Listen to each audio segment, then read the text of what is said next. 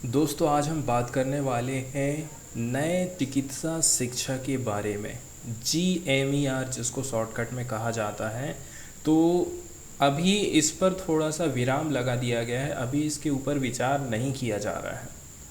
मतलब हमारे पास कुछ टाइम पीरियड बचा हुआ है जिसके अंतर्गत हम फिर से कुछ सोच विचार कर सकते हैं कि नया जो ग्रेजुएशन लेवल पर जो चिकित्सा शिक्षा हो रही है उसमें और हम क्या क्या संशोधन कर सकते हैं। 1997 में स्नातक चिकित्सा संबंधी जो नियमन हुआ था जिसको शॉर्टकट में GMER कहते हैं, इसको नोटिफाइड किए जाने के बाद से लगभग 25 साल बीत चुके हैं और टाइम आ गया है कि इस प्रणाली के सभी पहलू पर हम फिर से सोचें विचारें। इसमें आपको ध्यान रखना है जनसांख्यिकी, सामाजिक आर्थिक संदर्भ, विज्ञान और तकनीक में हुई प्रगति समेत विभिन्न बदलती ज़रूरतों के अनुकूल हमें बनाना पड़ेगा। राष्ट्रीय चिकित्सा आयोग NMC के उस नए GMER को बिना वजह बताए वापस ले लिया गया, जिसने बदलते ज़माने के साथ चलने और जहां ज़रूरी लगा वहां अपनी राह सही करने की कोशिश करी थी। उस टाइम में जब ये कानून बने थे तब से चिकित्सा जगत में बहुत सारे चेंजेस आ चुके हैं, सामने आ रही हैं नई नई बीमारियां, अलग अलग लोगों की डिमांड बढ़ रही हैं। इसके अलावा जो स्टेक होल्डर्स हैं उनकी उम्मीदें भी पूरे खेल को तेज़ी से बदल रही हैं। नए जो नियम कानून लेकर के आएंगे, नया जो रेगुलेशन रहेगा, इसका टारगेट है कि चिकित्सा शिक्षा को ज़्यादा स्टूडेंट पर केंद्रित होना चाहिए, मरीज पर केंद्रित होना चाहिए, लैंगिक संवेदनशील हो, परिणाम उन्मुखी हो, पर्यावरण उपयुक्त हो। इसके साथ ही साथ चिकित्सा विज्ञान पढ़ाने के बेसिक प्रिंसिपल पहले की तरह ही टिके रहना उसको पड़ेगा। ये रेगुलेशन युवा चिकित्सा छात्रों के लिए मनोवृत्ति, नैतिकता, मतलब नैतिकता जिसको एथिक्स बोलते हैं, संवाद संबंधी जो योग्यता है, इन पर आधारित एक लॉन्गिट्यूडनल प्रोग्राम को शामिल करने के मामले में प्रगतिशील मकसद रहा। इसमें बच्चों को और कुछ भी सिखाया जाता है, जैसे कि आप कैसे करके मरीजों के साथ में इंटरेक्शन करेंगे, आपको नैतिकता भी का भी ध्यान रखना है, मनोवृत्ति आपकी कैसी होना चाहिए। इन सब चीज़ों को भी जो स्टूडेंट लोग हैं जो कि मेडिकल की पढ़ाई कर रहे हैं उनको पढ़ाना ज़रूरी है।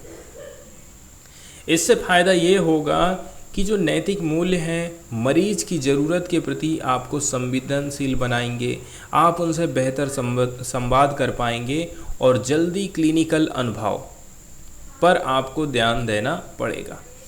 ये सारे हुनर नौजवान मेडिकल स्टूडेंट को असल दुनिया में फ़ायदा पहुंचाएंगे, आपको एक ओरिजिनल चीज़ से वाकिफ़ करवाते हैं। ये भी नोटिफाई किया गया है कि उपदेशनुमा व्याख्यान शेड्यूल के 1/3 से ज़्यादा नहीं रहेंगे।